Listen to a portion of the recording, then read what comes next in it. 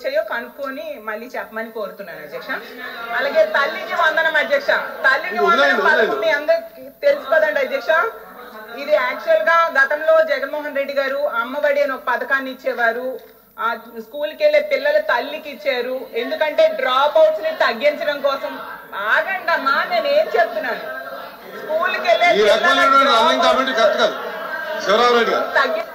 శివరామరెడ్డి గారు అధ్యక్ష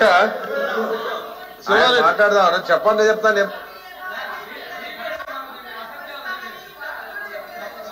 సంతోషం అధ్యక్ష.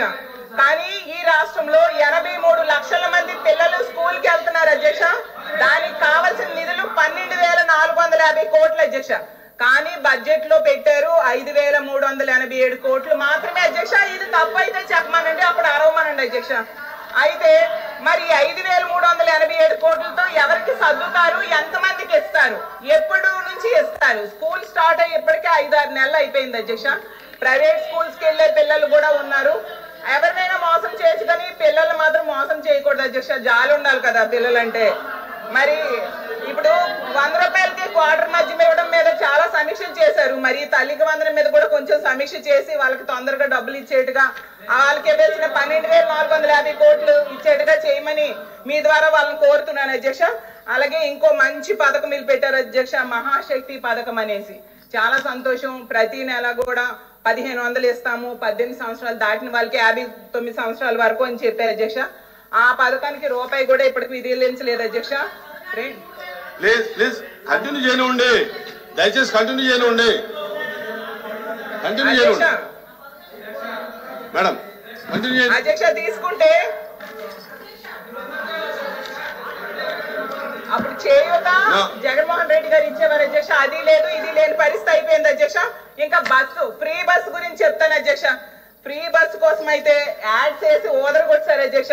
ఈ కూటమి ప్రభుత్వం జూన్ లో అధికారంలోకి వస్తుంది. వెంటనే తిరుపతి, విజయవాడ, అన్నవరం, సింహాచలం, కాణిపాకం ఇవన్నీ కూడా పుణ్యక్షేత్రాలన్నీ మహిళలందరూ చక్కగా ఫ్రీ బస్సులు వెళ్ళొచ్చు అని చెప్తే నిజంగా మహిళలందరూ కూడా చాలా ఆశ పెట్టుకున్నారు అధ్యక్ష. నిజం చెప్తున్న 2.5 కోట్ల మంది మహిళలు చాలా ఆశ పెట్టుకున్నారు అధ్యక్ష. ఆ ఫ్రీ బస్ ఒక రూపాయి కూడా కేటాయించలేదు అధ్యక్ష. చాలా ఘోరం అసలు.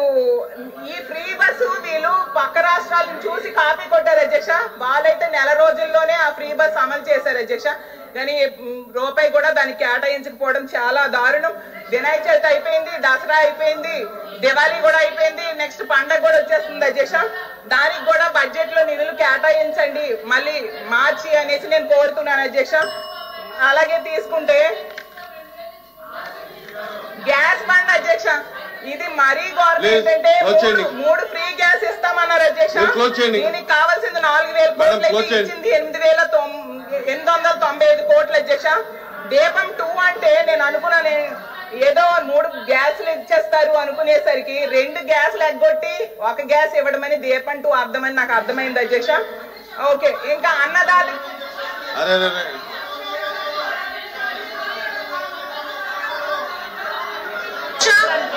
అధ్యక్ష ఇక్కడ